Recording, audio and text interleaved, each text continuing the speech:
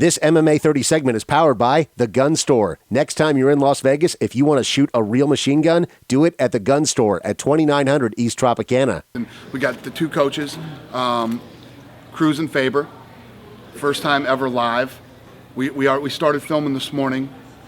We kicked the show off this morning, and then everything goes live Friday. What's different from this, other than being live, is there's going to be a host of this show, which is John Anik and I guess me.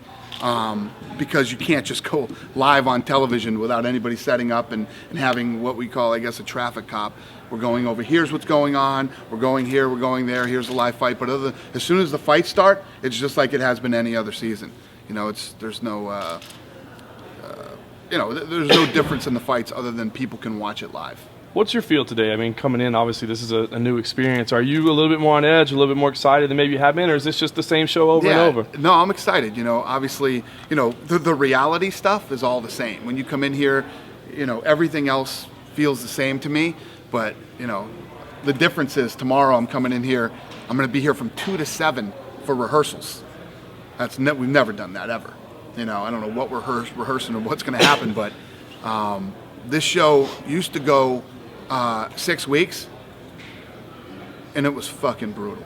I'm honest with you guys. I know that sounds crazy. Like, you're filming a reality show. How tough is it going to be? Poor you. This fucking show is hard, man. Even on me. And I don't live here. I don't live in a house. I don't have to do any of that bullshit. This show's hard to do. And it used to be 6 weeks. And it was taped. It was taped. None of it was live. Every Friday, this thing's going to be live. This thing's going to be tough. What do you think we're going to see each week as far as like the drama? You said the drama's kind of all the same. I mean, because of the time to fight. I think the drama's going to be a lot different this season. You don't realize how mentally tough you have to be on the show for 6 weeks. This is 13 weeks. 13 weeks with no contact with the outside world, your family, your girlfriends, your kids. All the things that go along with being locked up and away from people. It's twice as long here now. You think the mentality of the fighters will be different fighting live? Oh yeah, I would hope so. Anyway, it's going to be more like a like you're fighting on a fight night or a pay-per-view. And it's going to make it different too in that when you were here before and this thing was being taped for 6 weeks, you're in this gym, you're in this house, nobody knows you're there, and then even when you leave, nobody knows until that thing starts to air. The minute the guys walk out the door of this gym in 13 weeks, they've already been exposed to millions of people around the world, so it's instant when they leave this house. So it's going to be interesting. What's your hope for it as far as the coaches? Because you merged with the WEC early last year. How have you felt as far as how the fans have kind of taken to the lighter weight classes? The hardcore fans know it's there, but as far as marketing guys, could this be a big step as far as pushing the 135ers? Yeah, huge. I mean, anytime we have whoever coaches this show usually comes off, people learn who they are. I mean, the best example for me was Rampage and Rashad Evans. Even though Rashad had been on The Ultimate Fighter before, you saw a completely different Rashad Evans coaching in here. Some guys come off as good coaches, some guys come off as bad coaches, because it really is. There's as much pressure on the coaches as there are on the fighters. And what normally starts to happen that you'll see is if the season starts and one coach is winning all the fights, and then that all hell breaks loose after that, because nobody's ego can handle not being a good coach and coaching the guys to, it's every season you see the same thing. Mayhem and Bisping weren't that bad till Mayhem started winning all the fights. Right. Then they really started to hate each other. Tito and Ken hated each other, but when Tito was winning everything and Ken looked like a knucklehead as a coach, all hell broke loose. That's usually the way it happens. Same thing happened with Rashad and Rampage. Rashad was winning every fight. And, it's good stuff. So as much pressure is on the coaches as there is and as far as people liking the lighter weight classes as fights, I mean you gotta fucking be dead, not have a pulse to not like the lighter weight classes. I mean they're always exciting. We're in this transition period right now where we're going to this new network. We're figuring out all the programming. a lot of our stars, the guys, and when you think about it, the first group that started Zuffa, you had Chuck Liddell, Matt Hughes, Tito Ortiz, Randy Couture, the list of those big stars, BJ Penn, and the list goes on and on. Those guys were all going away. And then this whole new group of stars is coming, the John Joneses and et cetera, et cetera. So we've got tons of great stars, tons of great personalities, and we're in this transition period now with this network where I think you're going to see a big difference with the Ultimate Fighter starting now. Do these guys know who they're going to fight Friday? Yes, they do. We did. We shot all the stuff this morning. And how's that going to work week to week? I think you said before that there's going to be some more fan voting, or is it still going to be the coaches picking the matchups every week? Yeah, fan voting. Fans are going to vote on certain things, but not the fights. Not the matchups? No matter how smart the fans think they are and what great matchmakers they think they are, we'll keep doing that. So picking the fights will be the same as every other season? Yeah. Wasn't that one of the advertised things, though, when it rolled out, that the fans were going to get to help determine the matchups? I don't think so. If it was, we changed our mind. That's funny. What changes did you have to make here to were there any big? It looks like you had a whole bunch of rigging and stuff like that. This has been a monster, man. To kick this thing off. Think about the events that we do, the live events. I mean, when we do, it doesn't matter if it's a pay-per-view or if it's a fight night. You need all the same equipment there. It's the same thing. We're doing a live fight on FX on Friday.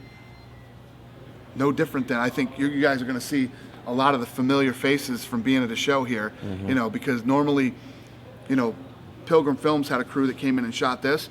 Most of those people are here, but now you're going to see a lot of people from the UFC here too, because we're putting on a live fight on TV on Friday. This is running too long. I mean, how does it work? The thing I love about being with Fox, these guys are real. I'm on the real network now. No digs at my old network, but these guys are sports. These guys do sports.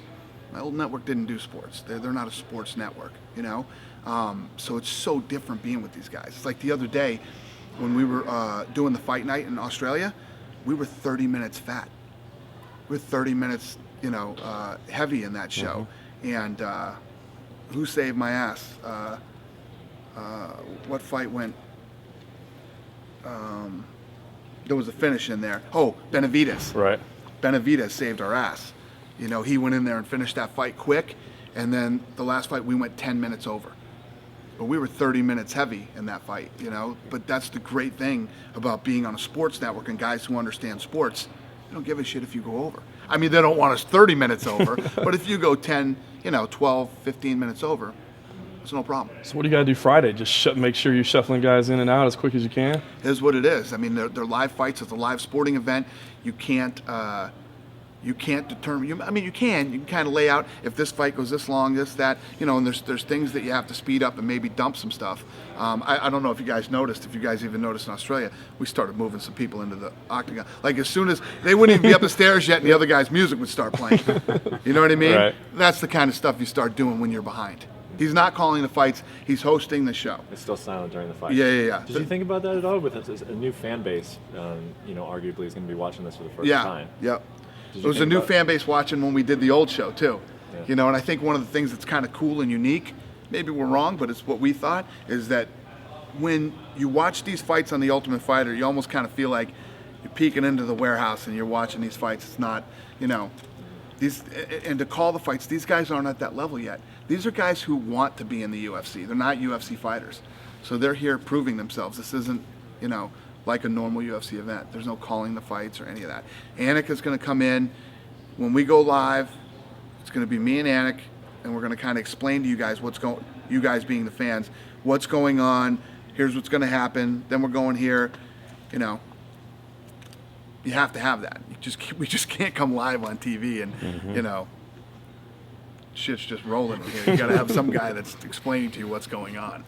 We're editing live here on premises, so all the shit that we shot today is already going into a machine to be edited. It's what this show is like. It's basically like UFC primetime, except there's actually the fight happens at the end of the show. That's really what this is. Today's Wednesday. This stuff will air on Friday, followed by the live fight. Today we pick the matchups. The guys come up and they square off, and the fight will actually happen on Friday. Obviously, the Ultimate Fighter in retrospect, I mean, it ended up being what launched the UFC as we know it. Is there any of that feel that this is another launching point, or is this just another part in the machine of what you're doing? No, I think this is, first of all, this show, first season, we don't know what the fuck we were doing. We came in here, we had a concept on what the show was supposed to be, and as we got in here and went through it, it all just sort of evolved.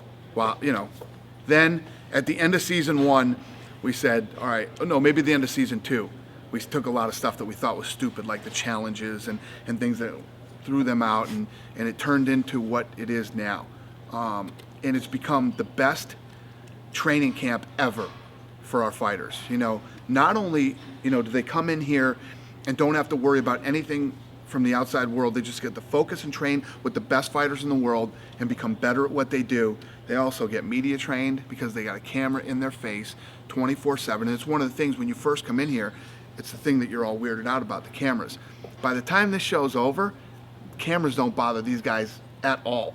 I mean, they're in the bathroom with friggin' cameras, okay? So that whole thing goes away. The other thing that this thing does is it prepares them mentally and emotionally. The stuff that they go through here, a 6-week training camp back at home ain't shit. All the things that they'll go through in this sport aren't anything. They have to live with guys that they're going to fight. So when you show up at a press conference and the guy's there that you're fighting, big deal. I lived with guys that I was going to fight. And just the list goes on and on of all the things you need to be great in this business, they learn here. I would have never expected that when we first started this thing. I don't want these guys doing anything with social media. This season anyway, because this is the first season, and this season's going to be hard enough to pull off without adding a bunch of stuff that, isn't necessary. Maybe next season, we'll see how it works this season, and maybe next season we'll add some social media and stuff like that. But it's going to be hard enough to pull this thing off now without adding stuff that we've never done before. They have to fight every week. Literally have to fight every week. And your number can be called at any point. So basically, at 155, they have to stay within about 12 pounds. Yeah. Or somewhere. That's close the other to it. thing. They got to make weight. You got to make weight. You got to be in shape this whole time. So I said, they'll never face anything in their entire career that will be harder than what they're going to do here for the next 13 weeks, ever. That's why this thing's been such a great tool for us in creating and building new talent. In every way, shape, and form, everything you need to do. It's weird that actually when you come off this reality show, being a professional fighter will be easier than what you will do here. And even Especially after 13 weeks. Well, even if you don't make it, let's say you don't become the Ultimate Fighter, you don't win, or you don't become one of the 4 or 5 we normally pick to bring in the UFC, you're probably going to stay in this business, and you're going to be that much better everywhere else you go. So it's a incredible investment anyway for guys who do it. This MMA 30 segment is powered by The Gun Store. Next time you're in Las Vegas, if you want to shoot a real machine gun, do it at The Gun Store at 2900 East Tropicana.